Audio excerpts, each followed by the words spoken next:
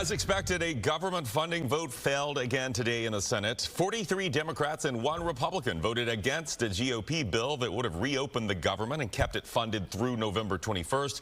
This means the shutdown will continue into the weekend. Senate Majority Leader John Thune sent lawmakers home, telling them to think about their votes and deal with their constituents. And that includes Democrats, who are adamant about adding protections for health insurance subsidies to the bill. Thousands of federal workers are now bracing for furloughs. And of course, the longer this shutdown lasts, the more that it will affect agencies like the TSA and air traffic control. Fox 13's Kylie Jones is live for us in the newsroom now. Kylie, what could this mean for air travel?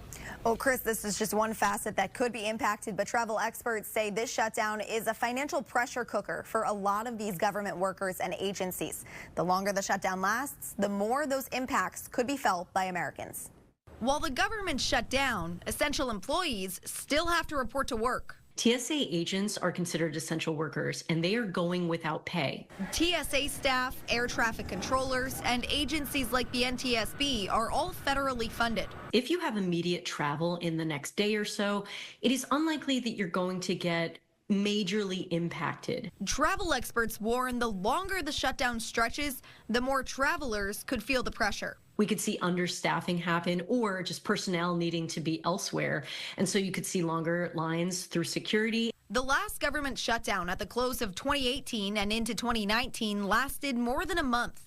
Katie Nastro with Going.com says airports around the country saw TSA workers and air traffic controllers calling out of work. With an already strained air traffic control, we were operating roughly 3,000 less than we did a decade ago. It is an area of travel that we really have to be sensitive of, and it can make major impacts, as in temporary airport closures, delays in flights, cancellations of flights. Democrats and Republicans continue to point the finger at one another for forcing this shutdown.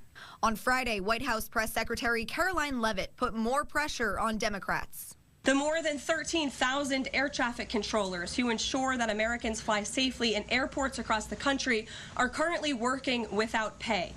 Experts say government offices in charge of processing IDs and passports will continue operating. And specifically with passport processing, you're going to see delays. Now, roughly 4 to 6 weeks is the general time period that you can expect your passport to be processed. But the longer the shutdown, the bigger the impacts. Nastro says the concern lies a few weeks ahead, when she says Americans could start feeling the pain of the shutdown if lawmakers don't strike a deal. These travel experts say the one thing in our favor right now is what they call a shoulder season for travel. Nastro says this isn't a peak travel period, so it can lessen the blow a little bit of any impacts from the shutdown for now. Chris.